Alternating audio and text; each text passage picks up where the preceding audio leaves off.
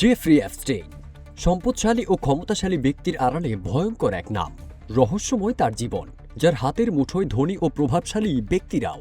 গোপন নথি এবং বাড়ির অচেনা কক্ষের ছবি দিয়ে পরিপূর্ণ।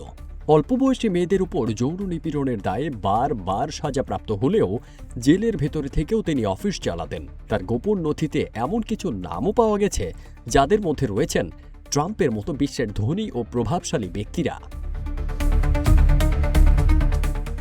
জীবনের শুরুতে নিউ ইয়র্কে জন্ম ও বেড়ে ওঠা এপস্টেইন 1970-এর দশকে প্রাইভেট স্কুলে গণিত পদার্থবিজ্ঞান পড়াতেন। সেখানে এক শিক্ষার্থীর বাবা এপস্টেইনের প্রতি এতটাই মুগ্ধ হয়ে তাকে ওয়াল স্ট্রিটের বিনিয়োগ ব্যাংক বিয়ার স্টিয়ার্নসের এক জ্যেষ্ঠ অংশীদারের সঙ্গে আলাপ করিয়ে দিয়েছিলেন। পরে ওয়াল স্ট্রিটের বিনিয়োগ ব্যাংক বিয়ার স্টিয়ার্নসের অংশীদার হন তিনি। 1982 সালে নিজের জে এপস্টেইন অ্যান্ড কোম্পানি প্রতিষ্ঠা করেন।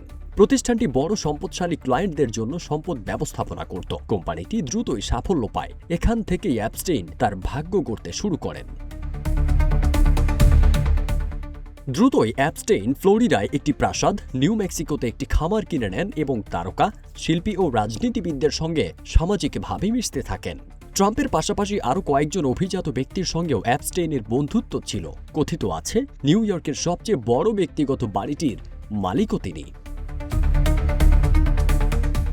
এপস্টেইন ছিলেন খুবই রহস্যময়। কেউ যদি মনে করত যে এপস্টেইন সম্পর্কে সব জেনে ফেলেছেন, কিন্তু একটু গভীরে গেলে আরও নতুন কিছু বেরিয়ে আসে, যা অনেকটা পেঁয়াজের খোসা ছাড়ানোর মতো। ওপর থেকে যা দেখা যায়, ভেতরটা তেমন নয়।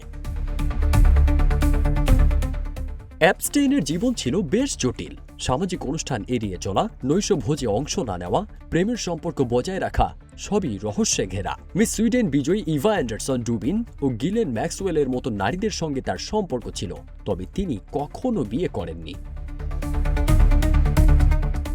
মেয়েদের ব্যাপারে এপস্টেইন কখনো রাগঢাক করেননি। সে প্রকাশ্যেই বলতো তার অল্প বয়সী মেয়েদের পছন্দ।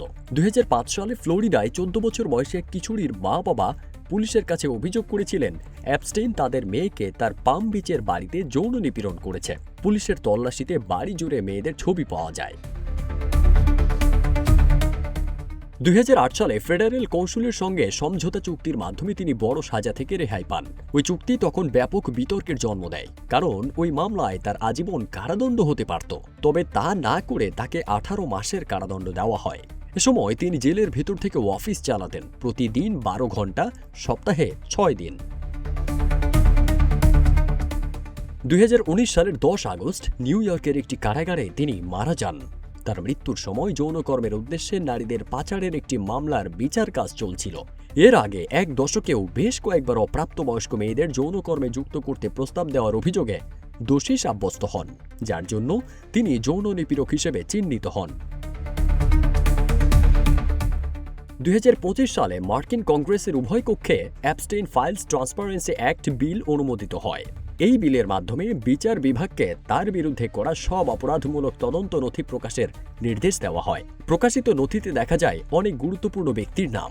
পাশাপাশি তার ইউএস ভার্জিন আইল্যান্ডসের বাড়িতে এমন অচেনা কক্ষও পাওয়া গেছে যেখানে দেয়ালে ঝোলানো মুখোশ সহ রহস্যময় বস্তুগুলো নথিভুক্ত করা ছিল, যা এপস্টেইনের গোপন জীবন ও অন্ধকার রহস্যের এক চূড়ান্ত সাক্ষ্য।